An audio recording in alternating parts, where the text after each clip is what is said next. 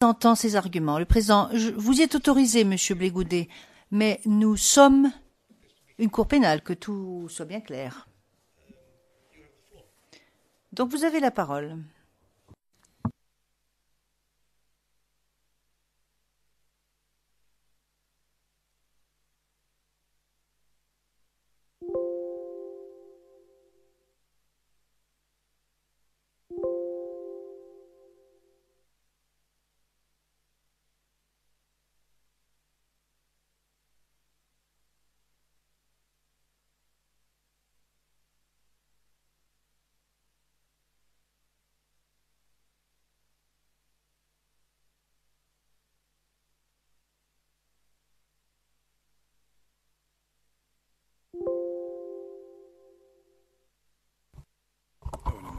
Merci.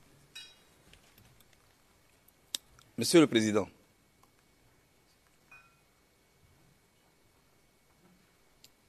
Monsieur le Président, honorable membre de la Cour, je vous remercie pour l'occasion que votre Cour offre au monde entier pour enfin connaître la vérité sur la crise qui endeuille mon pays.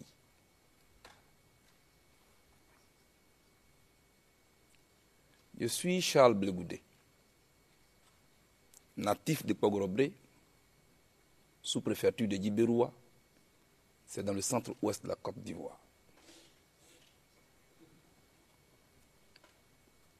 Avant de vous livrer mon message tel que je l'avais préparé, Monsieur le Président, j'ai juste quelques précisions à faire, après avoir écouté l'accusation.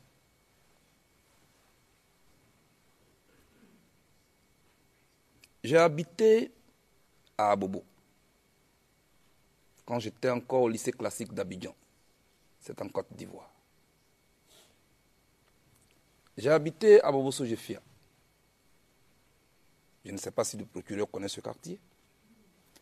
J'ai habité à Bobo Plaque, non loin du carrefour Bakari. J'ai habité à Bobo les 4 étages. Pour vous dire, je connais presque tous les marchés d'Abobo. Je connais le quartier Avocatier où il y a un marché. Je connais le marché d'Abobo Sojefia entre la cité universitaire et la cité policière. Je connais le marché Samake. Je connais le marché Siaka Koni dont on a parlé ici.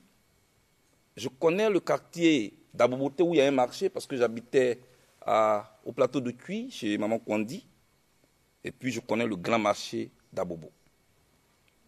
Monsieur le Président, le seul marché que je ne connais pas et que j'ai découvert ici, c'est celui que les partisans de Ouattara fréquentent exclusivement. C'est une découverte que j'ai faite ici. Mieux, Monsieur le Président, j'ai fait Bondoukou. Je fais référence à Bondoukou. Pourquoi? Parce que Bondoukou en Côte d'Ivoire, c'est dans le nord-est de la Côte d'Ivoire, est connu comme la ville des 1000 mosquées, une ville grandement islamisée. Je connais le grand marché de Bondoukou, qui est la ville la plus islamisée.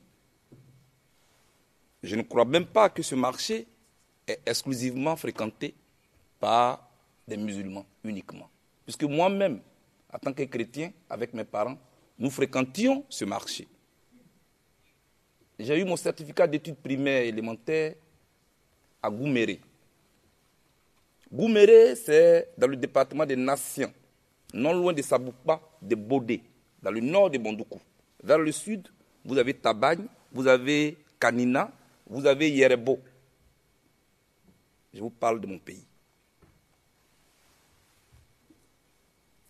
J'ai donc joué avec des jeunes musulmans. J'ai grandi avec des jeunes musulmans. Diabé Youssouf, professeur, il est mon porte-parole. Il est musulman. Il est président du cercle des amis de Blégoudet. Monsieur le Président, Abou Bamba, musulman, président du mouvement Génération Blégoudet. Maman Adia Touré, une femme musulmane qui m'a adopté, elle est musulmane.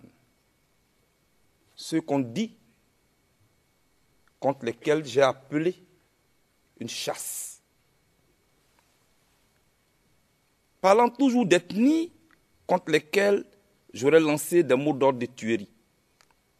Monsieur le Président, vous avez vu dans cette cour mon co-conseil qui a pris la parole tout à l'heure, Maître Ndri. Il est baoulé. Dans la galerie du public, vous avez Dr Nobou Yacinthe, premier secrétaire du COGEP, parti dont je suis le leader. Il est baoulé. Dr Saraka Ndri, Patrice, mon médecin personnel, avec qui j'ai fait l'université, il est baoulé. Alors, c'est avec toutes ces personnes autour de moi que je vais aller mettre des signes sur des maisons pour tuer leurs parents. Et eux, ils sont avec moi pour m'accompagner dans cette sale besogne. Monsieur le Président, je pense que cela devrait interpeller la Cour. Le président Laurent Gbagbo, je ne peux pas me renier, je le connais et je suis fier de le connaître.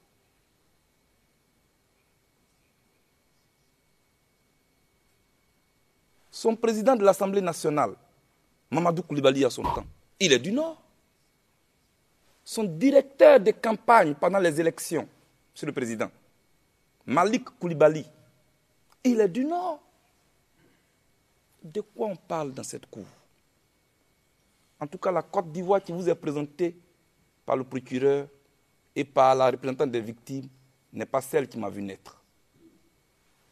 Ma deuxième précision est relative à l'accusation que semble porter l'accusation contre moi au sujet de l'ancien président Blaise Compaoré, que j'aurais accusé d'être le déstabilisateur de la Côte d'Ivoire et donc que j'ai demandé aux jeunes de l'empêcher d'arriver en Côte d'Ivoire. C'est vrai, j'ai peut-être peu dit. Blaise Compaoré n'est pas que le déstabilisateur de la Côte d'Ivoire, il déstabilise toute la sous-région. Moi, je n'ai pas dit mieux. Hier, je regardais la télévision, Monsieur le Président. Lors du sommet de l'Union africaine, le président actuel du Burkina Faso, Roch Kaboré, disait, lui-même président du Burkina Faso, que Blaise Compaoré est celui qui a transformé le Burkina Faso en ennemi des djihadistes et qui déstabilise la sous-région. Le seul tort que j'ai eu, Monsieur le Président, peut-être en parlant de Compaoré, j'ai peut-être eu tort d'avoir eu raison trop tôt. Monsieur le Président, nous sommes conscients en Côte d'Ivoire que inviter l'ethnie et la religion dans le terrain politique peut avoir des conséquences graves. Nous savons donc que quand on a un canari sur la tête, on ne s'aventure pas sur une aire de jeu où les enfants lancent des pierres. Il semble que la traduction a souvent des problèmes avec mes proverbes. Donc, je vais traduire ce proverbe en anglais pour vous. When you carry a fragile pot on your head, you don't run a risk to cross a playground where people... Lorsque vous transportez quelque chose sur la tête, vous ne courez pas le risque d'aller dans un terrain de jeu avec des enfants. Using ethnic group against ethnic groups.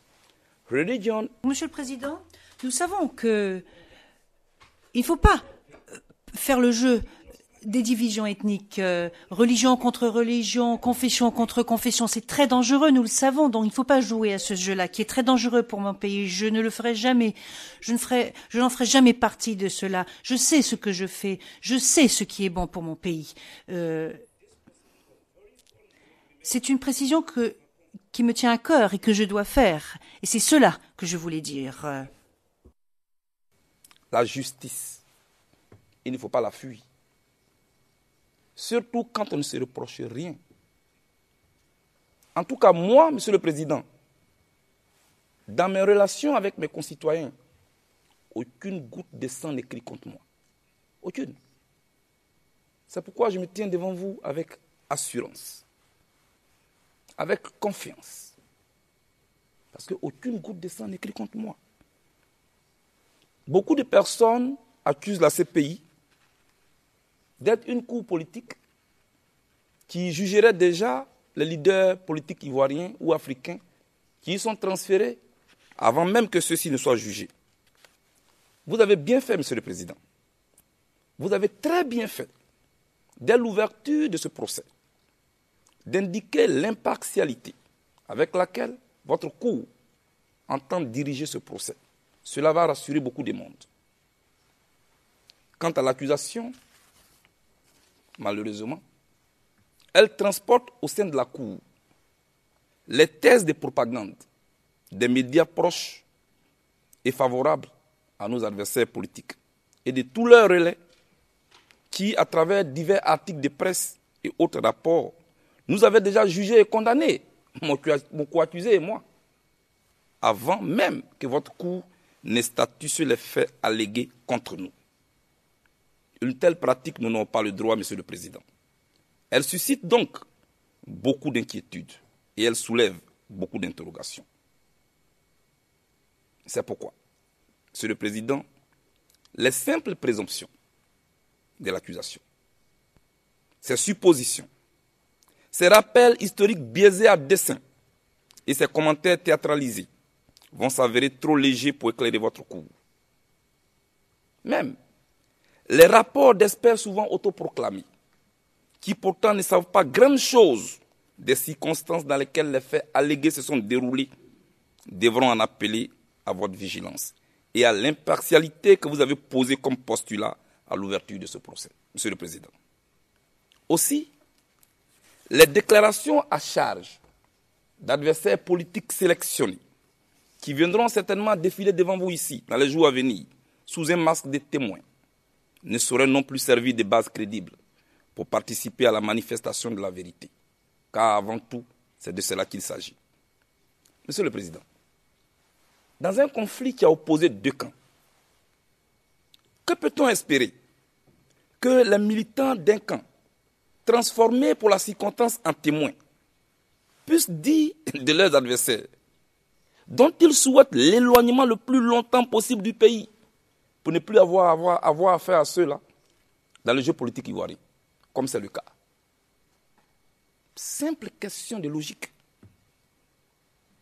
Malheureusement, quand j'ai fini d'écouter l'accusation, toute la nuit, Monsieur le Président, une interrogation me taraude et elle m'habite encore cet après-midi. Je voudrais la partager avec vous. L'accusation cherche-t-elle la manifestation de la vérité? Ou cherche-t-elle forcément à rendre coupable une personne déjà stigmatisée dont elle veut obtenir la condamnation à tout prix? En tout cas, à écouter l'accusation, on se croirait dans un jeu de chiffres et de lettres où l'on doit remplir des cases pour aboutir à un résultat. Non. Dans une cour de justice, on ne peut pas demander la condamnation des citoyens sur la base des commentaires et de simples suppositions. En droit, seuls les faits sont sacrés. Pas de place pour la loterie. Et vous avez bien fait, Monsieur le Président, vous-même, de le préciser à l'entame de ce procès. Il ne s'agit pas ici de rapiécer des morceaux de faits dans le seul objectif dont on n'aura plus le temps de fabriquer une image négative. Au cours de ce procès, Monsieur le Président, il s'agira de restituer et de situer les événements et les faits dans leur vrai contexte pour faire jaillir la vérité dans les décombres où l'on tente hélas de l'ensevelir. Parce que le mal qui ronge la Côte d'Ivoire va bien au-delà de la seule crise post-électorale et ne saurait se résumer en des bouts de vidéos suivis de commentaires sciemment biaisés. Même l'accusation, je suis convaincu, apprendra beaucoup au cours de ce procès. Parce qu'après avoir écouté son narratif, il ressort que le pays qui a été présenté ici est loin d'être la Côte d'Ivoire qui m'a vu naître. Ce procès représente beaucoup pour les victimes que l'on tente, hélas, de catégoriser. Et je voudrais à ce sujet interpeller la représentante des victimes et lui demander de faire une mise à jour de sa liste des victimes. Car, assis devant le petit écran, Quand le peuple Oué et les victimes de Diokoué, qui ont subi un véritable génocide, l'écoutent, quand les rescapés du massacre du village d'Anokouakouté aussi l'écoutent, ils ont le cœur brisé. Et ils se sentent abandonnés par une dame qui est censée en principe de représenter toutes les victimes de la crise ivoirienne. Une telle vision sélective pourrait entacher la crédibilité du travail pourtant sensible que Mme Massida a la lourde responsabilité de conduire. Je n'ai cessé de le dire, et je le dis encore aujourd'hui, Monsieur le Président. Il n'existe pas en Côte d'Ivoire des victimes pro-Ouattara d'un côté et des victimes pro-Gbagbo de l'autre côté. La seule, c'est la Côte d'Ivoire. Dans sa diversité culturelle, religieuse, ethnique et politique, une vie humaine est égale à une vie humaine. Toutes les victimes de la crise ivoirienne méritent compassion, méritent assistance, méritent réparation. Monsieur le Président, j'ai attendu dans cette cour l'accusation et la représentante des victimes dire Blé Goudé a demandé, je cite, Blé Goudé a demandé de chercher et de trouver les partisans de Ouattara et les étrangers sur toute l'étendue du territoire de la Côte d'Ivoire, les chasser ou les tuer. Voilà ce qui a été dit. J'espère que les auteurs de tels propos finiront par... Quel jour, à quelle occasion, j'ai lancé cette chasse aux partisans de Ouattara et aux étrangers. Parce que moi, Monsieur le Président, je sais au moins ce que j'ai dit lors de la crise. Je vous invite à regarder une suite de la vidéo que mon conseil vous avait déjà montrée.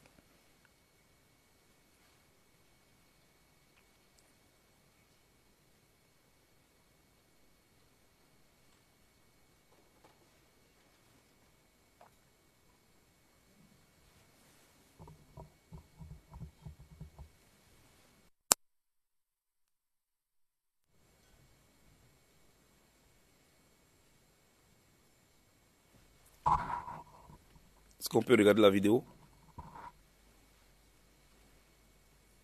Je ne veux pas de guerre civile dans ce pays. Parce qu'on ne trouvera pas un pays où il n'y a que des...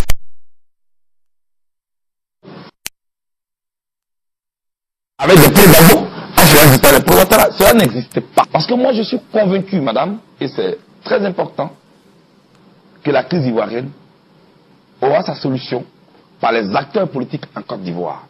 Je suis convaincu qu'un jour, le président Gbagbo, M. Ouattara, M. Bédié, finiront par s'asseoir. Et je les invite à cela.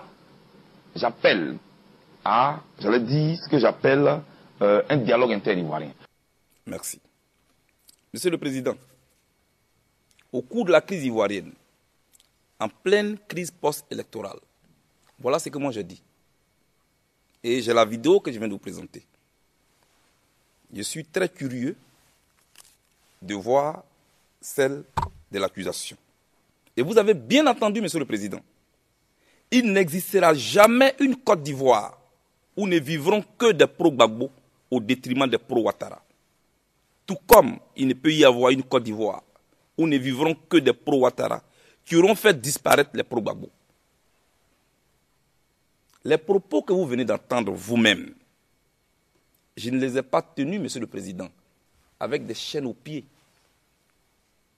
Je les ai tenus en homme libre, en pleine crise post-électorale, sur un plateau de télévision, à une heure de grande écoute. C'est une preuve qui parle à votre cour. C'est une preuve qui met à nu les limites des allégations du procureur, qui me prête avec une légèreté déconcertante et choquante la qualification de criminel à qui Laurent Gbagbo aurait confié la mission d'inciter des jeunes à exterminer les partisans de son adversaire. Ce n'est pas vrai. Ce n'est pas vrai parce que pour moi, la Côte d'Ivoire est un tout qui a besoin de tous. Pour moi, la recherche de la paix ne doit pas être saisonnière. Je la veux simplement moins théâtralisée et puis sincère. C'est tout. J'attends aussi par-ci par-là, Monsieur le Président, Blé Goudé, le chef des milices pro-Gbagbo. Voilà ce que j'attends souvent. Alors, au lieu de me fâcher, j'ai décidé de faire des recherches. En voici les résultats. Au sens juridique, une milice désigne un groupe de personnes armées ayant militairement pris part à un conflit. Un groupe de personnes armées ayant militairement pris part à un conflit. Notez bien le vocable et le substrat militairement. Pour vous dire que jamais je n'ai dirigé un groupe de personnes armées. Tout comme jamais je n'ai militairement pris part à un conflit, à moins qu'on m'en apporte les preuves. Parce que, aussi simple que cela puisse paraître, je ne suis pas un adepte de la lutte armée. Le COJEP n'est pas une milice, comme ne l'est pas l'Alliance des jeunes patriotes. Le COJEP n'est pas non plus un club de soutien à la sorte de Laurent Gbagbo, comme tente de faire croire l'accusation et une certaine opinion, dont j'ignore les intentions, qui n'ont rien à voir avec les objectifs que le COJEP et ses militants se sont librement fixés eux-mêmes. Monsieur le Président, il n'est pas juste de vouloir assigner au COJEP des objectifs qui ne sont pas les siens. Et pour que tout soit désormais clair dans la tête de tout le monde, je voudrais dire une organisation hiérarchisée, dénommée Galaxie Patriotique, dont le chef suprême serait Charles Blé Goudé. Ce n'est pas vrai. Cette désignation est une fabrication et une préférence des médias. Et cela ne m'engage pas du tout. L'accusation a déclaré à l'entame de ce procès vouloir poursuivre 2 individus. Alors, je lui demande simplement d'être conséquente avec elle-même en fournissant à la Cour mes discours où j'appelle au meurtre et à la haine. Je voudrais préciser, Monsieur le Président, que dès sa création, le 4 juin 2001, le COJEP a d'abord été un mouvement de pression autonome, pour ensuite devenir un mouvement politique non inféodé. Puis, depuis le 15 août 2015, par la seule volonté de ses militants et non ce ordre, comme on veut le faire croire, le COJEP s'est librement mué en parti politique, avec pour premier responsable Dr Nobou Hyacinthe, professeur de philosophie à l'université de Bouaké, présent dans la galerie. Voilà la vérité, Monsieur le Président. Voilà ce qu'on vous cache. Ceux qui soutiennent le contraire de ce que je viens de vous dire se trompent eux-mêmes, et ils le savent très bien. Mais aussi, ils tentent vainement de tromper l'opinion. Et je voudrais dénoncer cette tentative de falsification de l'histoire de mon pays. Monsieur le Président, au cours de la crise, j'ai pris mon temps, j'ai pris mon énergie, j'ai pris des risques énormes à travers des campagnes, de village en village, pour sensibiliser les populations à la paix. J'ai à plusieurs occasions fait des propositions citoyennes. J'ai lancé des appels à la retenue. Hélas, 1000 fois hélas, la passion qui s'était emparée de certains candidats à la présidentielle et de leurs militants avait rendu inaudible l'importance et le bien fondé de mes différents appels. Le seul sens qu'ils donnaient au mot paix, c'était leur arrivée au pouvoir. Voilà la vérité. Pendant que le procureur m'accuse d'être un extrémiste qui appelle au meurtre, d'autres personnes, par contre, me qualifient de faiblard qui a peur de la guerre. Oui, honorable membre de la Cour, je le dis sans honte. Moi, j'ai peur de la guerre. Mais parce qu'à un homme normal, la guerre devrait faire peur. Je ne le dis pas par couardise. Je ne le dis pas non plus par lâcheté, Monsieur le Président. Je le dis par responsabilité. Je le dis par franchise envers les Ivoiriens. Parce que les Ivoiriens m'ont tout donné. En retour, moi, je leur dois beaucoup.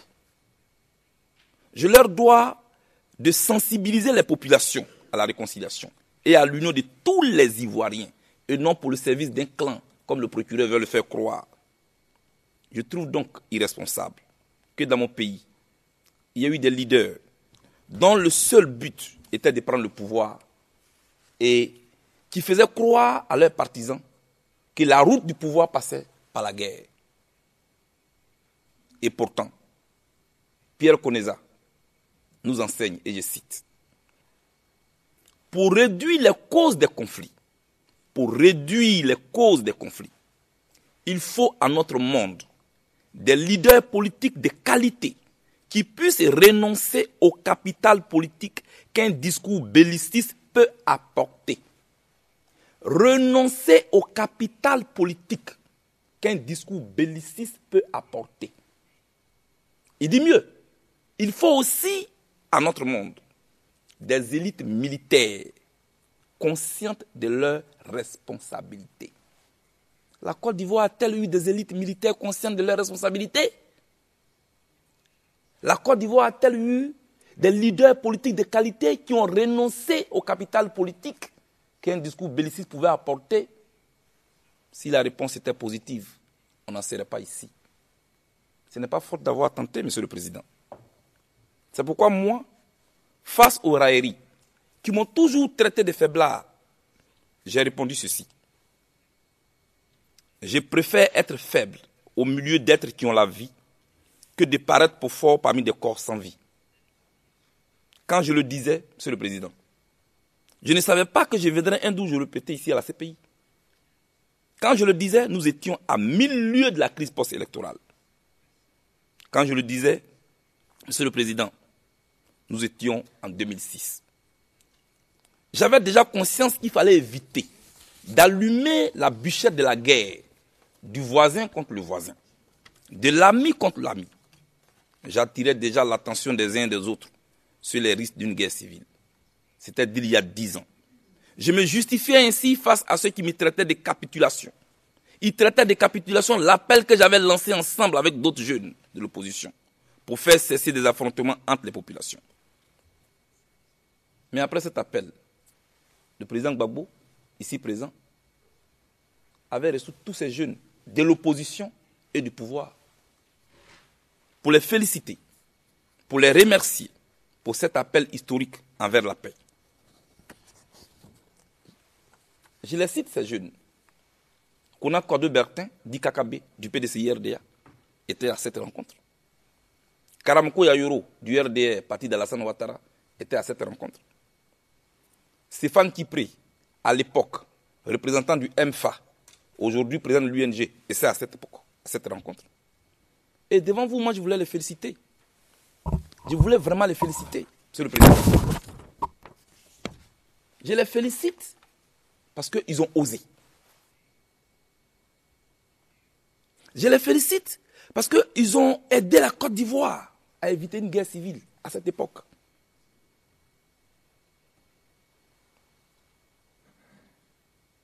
Monsieur le Président, contrairement à ce que l'accusation dit, je n'ai jamais empêché les pro-Ouattara de s'inscrire sur une liste électorale en 2006. Bien au contraire, mes amis et moi, nous avons aidé à sauver la situation. Et les vidéos sont là, elles vous parlent.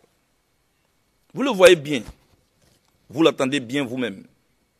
Ce n'est donc pas un discours opportuniste ou stratégique que je tiens aujourd'hui devant votre cour comme un spin docteur, selon l'accusation, juste pour me sortir d'affaire. C'est un discours que j'ai toujours tenu.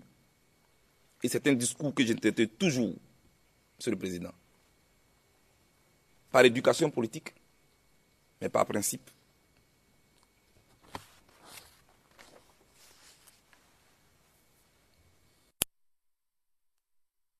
Je suis allé à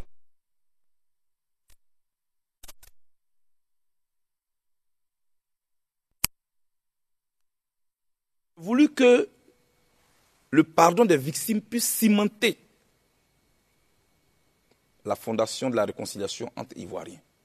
Je vous invite à voir cette vidéo, Monsieur le Président.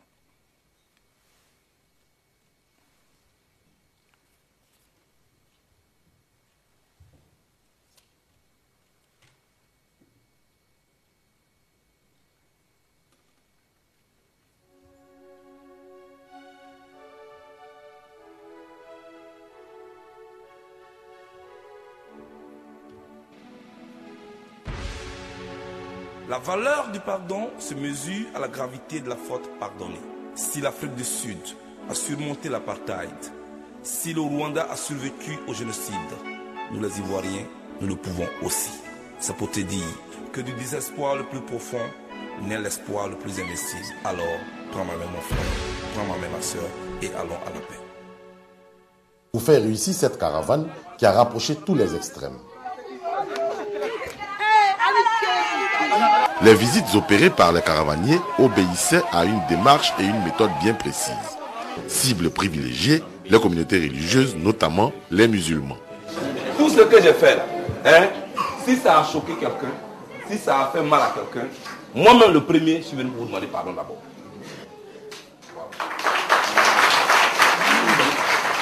Et puis ça, c'est pas la politique, hein. L'ouest du pays porte les stigmates de la crise. Il s'agissait donc pour les caravaniers de la paix de désarmer la bombe de la division. Option choisie, le corps à corps avec les populations. Nombreux sont les griefs. Néanmoins, il faudra pardonner, oublier. Et les Grigras, on met les Grigras à terre, que la paix revient à la Côte d'Ivoire.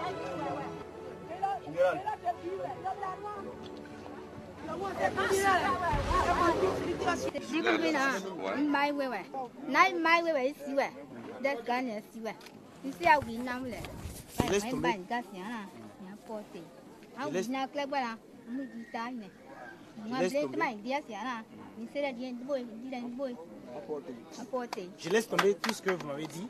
Effectivement, j'ai trop souffert dans cette guerre-là. Mais vous, Blé Goudé, toute la Côte d'Ivoire parle de vous. Toute l'Afrique parle de vous. Mais comme je vous ai vu aujourd'hui, je laisse tout pardonner. Je laisse tomber. Merci beaucoup. Ça va aller. Le cas Priska-Wera. Souvenons-nous de cette victime de brutalité de guerre qui a été découverte en 2007 à Guélé, un village situé sur l'axe le Bleu-le-Quintou-le-Pleu dans l'ouest montagneux par les caravaniers de la paix. Je suis prête à pardonner la Côte d'Ivoire pour que la guerre finisse à Côte d'Ivoire et on voit dans la paix. Priska a ensuite atterri à la Pisam où elle a passé plusieurs mois, au cours desquels les Ivoiriens lui ont témoigné leur compassion à travers divers dons. A permis non seulement de faire face aux frais d'hospitalisation, mais aussi de réaliser le rêve de Priska, se construire une maison et une boutique. Eh bien c'est fait. C'est une Priska radieuse que le président du COJEP a retrouvée dans son village. Ça, ce sont les fruits de la paix. Ce sont les effets de la paix. D'une brouillette, elle se trouve aujourd'hui dans une maison. Elle a aujourd'hui sa boutique. Elle a réalisé son rêve. Cela veut dire que la Côte d'Ivoire, si elle retrouve totalement la paix, chacun peut, réaliser son rêve. Priska, pour moi, est le symbole de la réunification de la Côte d'Ivoire, est le symbole de l'Ouest qui retrouve le goût de vivre. Monsieur le Président, vous venez de le voir. D'abord, vous avez vu les gris-gris qui sont tombés à terre. J'ai dit que nous étions à l'ouest. Ce qui est encore une contradiction de la thèse du procureur. Priska, la jeune fille que vous venez de voir dans cette vidéo, m'a été présentée dans une brouette au cours de ma campagne pour la paix. Elle avait été violée par les rebelles. En révélant son histoire aux Ivoiriens qui l'ont aidé à se soigner et à reprendre goût à la vie, j'ai voulu donner une chance à la paix.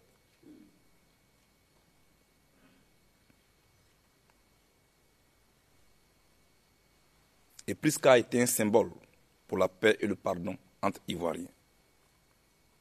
Quant à la dame au bras coupé que vous avez vue, ses bourreaux lui avaient demandé de faire un choix douloureux, Monsieur le Président.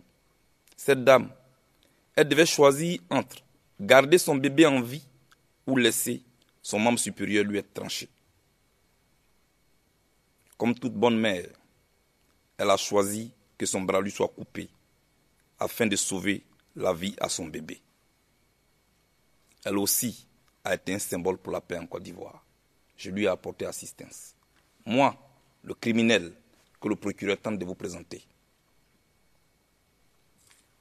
À cette époque, Monsieur le Président, malgré les obstacles, les menaces j'étais résolu à effectuer cette mission pour toucher de près ces réalités qui souvent vous donnent froid dans le dos et vous déchirent forcément le cœur, mais qui ont moins l'avantage de vous faire sentir et de vous faire partager la souffrance des populations. Mais plus je touchais ces réalités, mieux se renforçait ma détermination à travailler en faveur de la paix. Les villages de Pantroquin et Diélé, d'où sont originaires ces deux victimes, existent encore dans l'ouest profond de la Côte d'Ivoire. C'est à tous les pleux. Pour vous dire que j'ai fait ce que je pouvais pour contribuer modestement au retour de la paix dans mon pays. Monsieur le Président, vous pouvez vous référer en Côte d'Ivoire aux différentes opérations de démobilisation, de désarmement et de réinsertion des milices et de tous les groupes armés ayant militairement pris part au conflit en Côte d'Ivoire. Ni le COGEP, ni l'Alliance des jeunes patriotes, ni mon nom, ni figure. Car entre prendre les armes et faire la politique, j'ai librement fait le second choix. Parce que pour moi, comme l'huile et l'eau, la démocratie et les armes ne peuvent vous faire bon ménage. Comme cela se fait partout dans le monde, Monsieur le Président, quand les institutions de la République sont en péril et que les valeurs qui fondent notre société sont bafouées, contrairement à ceux qui ont choisi les armes et la barbarie comme moyen d'expression et qui continuent d'endeuiller notre monde, les populations civiles et moi, nous avons choisi la voie démocratique. Nous avons pris la rue, les mains nues, pour la sauvegarde des institutions républicaines qu'incarnait son Excellence M. Laurent Gbagbo, ici présent.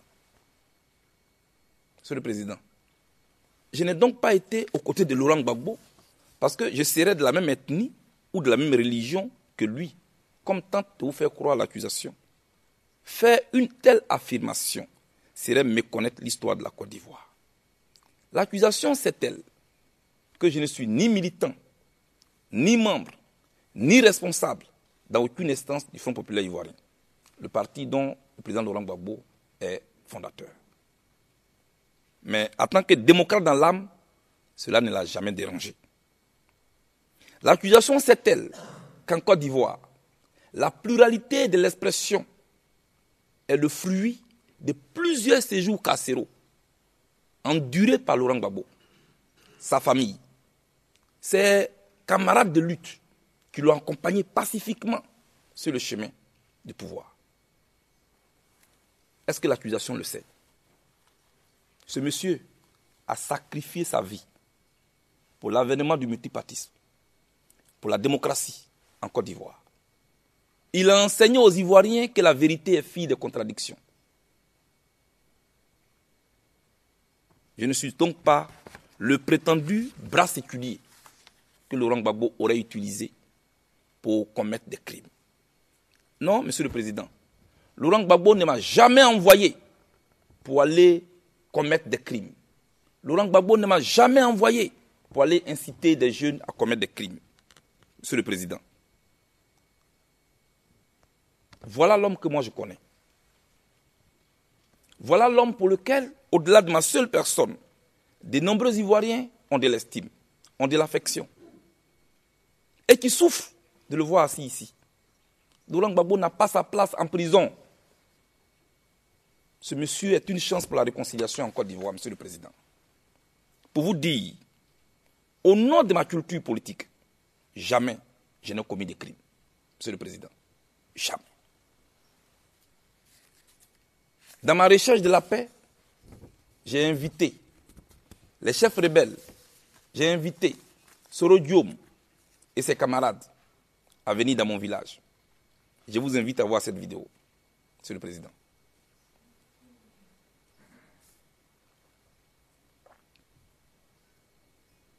Accord de Versailles. Les jeunes de Côte d'Ivoire, suscités, lancent un appel pressant aux aînés, c'est-à-dire aux partis politiques, le FPI, le RDR, le PDCI, le MFA, et le PIT et tous les autres partis politiques, l'UDPCI et à tous les autres partis politiques afin qu'ils convoquent rapidement un cadre de discussion qui tournera autour des audiences foraines afin de s'attendre sur le minimum pour éviter à notre pays un Rwanda bis.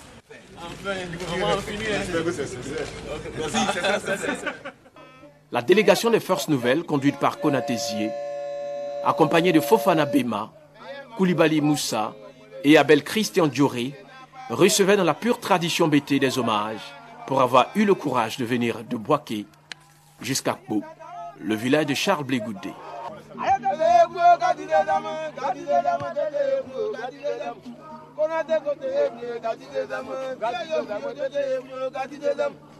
Avant d'être reçu quelques minutes plus tard sur la place publique dans une chaleur indescriptible. Traverser 15 années, Digo, la Kouta, nous avons dit dans ce village, qui est mon village, qui est le village du docteur Blé. Et si, à partir d'ici, on mange ensemble, parce que partager le pain ensemble, c'est signe de réconciliation. Et qu'ensemble, on n'est pas à Abidjan. Ça que sur la route, il y a un danger. Nos amis iront témoigner à Boaké qu'effectivement, ils ont été non seulement reçus à Abidjan, mais ils ont été reçus dans notre village. Donc, c'est notre manière à nous de vous ramener vos enfants, de ramener vos parents, de leur dire seuls, ce sont leurs enfants. À l'endroit de ceux qui ne veulent pas de la paix et qui tirent encore sur les ficelles de la division, l'envoyé du Premier ministre leur a lancé cet avertissement. Quand on fait la guerre dans le pays, il y a 3 camps. 3. Il y a un camp là-bas qui s'oppose à un autre. Et puis il y a des gens dans les 2 camps qui disent je ne suis pas dedans. Et ils ne sont pas un, ils ne sont pas un l'autre. C'est comme ça. Ça c'est le cas du guerre, c'est comme ça. Il y a 3 personnes. Mais quand on dit paix, allons-y à la paix. Il doit y avoir un seul camp. S'il y a un deuxième qui dit lui n'est pas dans l'affaire de paix, lui là il devient ridicule. Vous, nos parents, nous allons vous demander, si vous allez demander pardon à Dieu qui nous a créés tous, demandez pardon à la communauté internationale qui a sanctionné quelques-uns parmi nous, dont Charles Blé Goudé.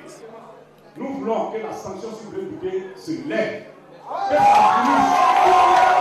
Une fois la cérémonie officielle terminée, jeunes patriotes et jeunesse de Forces Nouvelles ont partagé le repas de l'amitié. C'est ainsi que l'un des chefs de guerre les plus réputés, ancien membre du bataillon de commando parachutiste d'Akodo, Isiaka Ouattara, donnera de grands signes, des signes qui ont eu leur pesant d'or dans cette sortie de crise.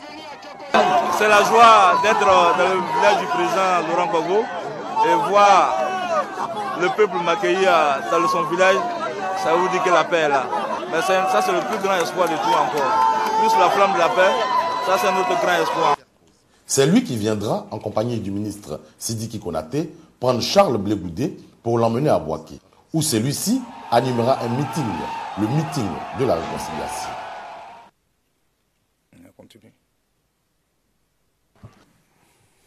Pour cette même paix, Blé Goudé a été le premier à aller à Boaké et passer une nuit dans la chambre de Ouattao qu'il a ensuite invité dans son village natal.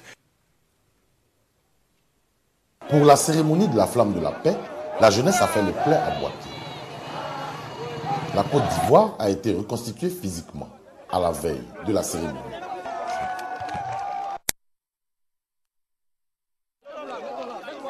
La Côte d'Ivoire est réunifiée. Ça va? La jeunesse de Côte d'Ivoire est unie. Charles Blé Goudé accueille son invité spécial.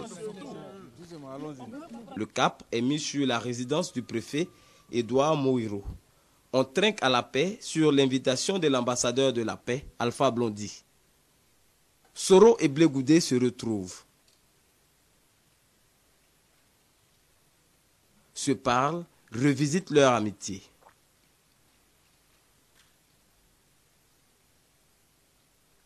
Quelques minutes plus tard, Soro Guillaume fait son entrée au stade Victor Biaka-Boda. Monsieur le Premier ministre, voilà Gagnoa.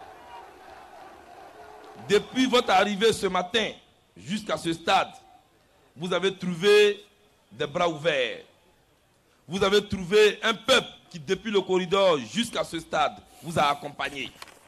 C'est la preuve que la paix est une réalité désormais en Côte d'Ivoire. Et je pense que votre présence ici confirme que l'on peut aller et l'on peut venir à travers toute la Côte d'Ivoire. Les audiences foraines ont commencé, les accords ont été signés, des préfets ont été redéployés.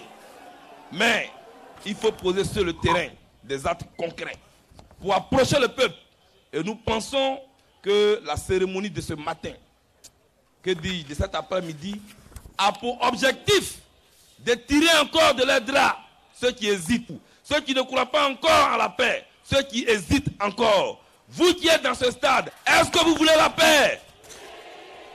Bien, vous avez entendu, monsieur le Premier ministre, ce peuple qui est ici rassemblé, ces jeunes ici rassemblés, ces chefs coutumiers ici rassemblés, ces chefs religieux ici rassemblés ne veulent que la paix. Nyaliepa a été la dernière étape de cette vie. Monsieur le Président. Excuse me if I interrupt.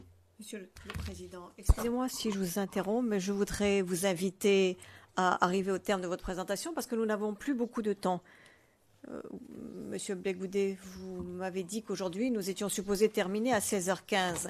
Le Président, oui, mais nous devons également prendre des décisions. Il y a 2 ou 3 choses que nous devons faire. Monsieur Blé Goudé, soyez sûr que je finirai en temps voulu. Merci beaucoup. Sensibiliser des populations, comme vous venez de le voir. Ce que vous venez de voir, Monsieur le Président, c'était les chefs de la rébellion que j'ai emmenés chez la maman du président Gbagbo.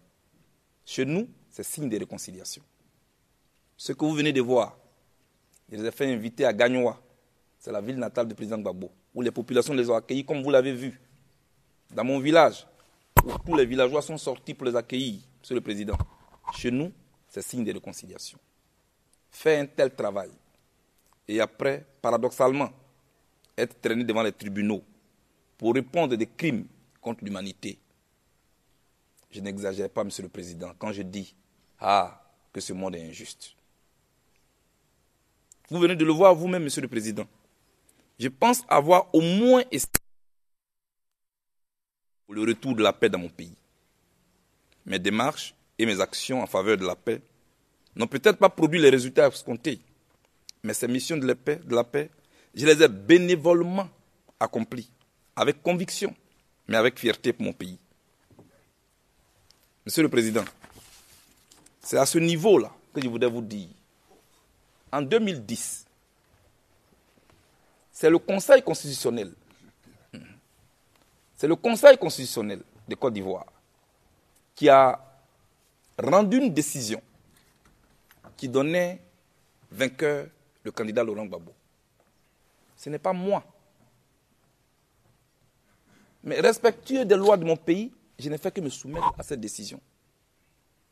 Maintenant, si l'accusation estime que la décision rendue par le Conseil constitutionnel est source de conflit, elle devrait s'en prendre à cette institution et à ses responsables, et non à nous.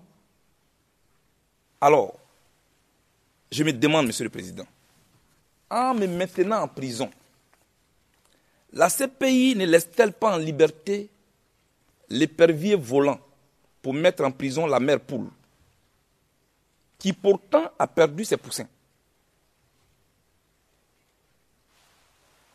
Mais comme la Côte d'Ivoire doit continuer de vivre, Monsieur le Président, je ne suis pas un homme de guerre. J'appelle à la réconciliation dans mon pays. J'appelle à la paix dans mon pays. J'appelle à une paix sincère et durable, dénuée de tout calcul politicien, dénuée de tout théâtre, parce que les Ivoiriens ont besoin qu'on les aide. Je compte sur vous, Monsieur le Président, pour que le droit soit dit. Je compte sur vous pour que la vérité soit dite. Je compte sur vous pour qu'on me juge pour ce que j'ai fait et non pour des commentaires. Je compte sur vous pour qu'on me juge selon mes actes en tant qu'individu et non sur la base de ce qu'on aurait voulu que je sois. Je veux que vous me permettiez de rentrer dans mon pays pour poursuivre mes champs de réconciliation que j'ai laissés en friche avant de venir ici. Mais cela est laissé à votre appréciation. Je vous remercie. Thank you very much. Le Président, merci beaucoup. Merci à la défense de M. Blé Goudé. pour aujourd'hui et merci à l'ensemble des partis que nous avons entendus et dont nous avons beaucoup appris concernant la Côte d'Ivoire, l'histoire, la situation politique. Et à partir de demain, nous allons passer à une autre partie, à savoir les témoignages, les dépositions. Et je ne peux que rassurer tout un chacun, à l'intérieur comme à l'extérieur du prétoire, en vous assurant que cette chambre portera attention aux charges et également aux éléments de preuve qui seront présentés par l'ensemble des parties et que nous évaluerons de notre mieux, de la façon la plus indépendante possible. Et ce faisant, nous laisserons guider par les principes généraux que nous prenons très au sérieux.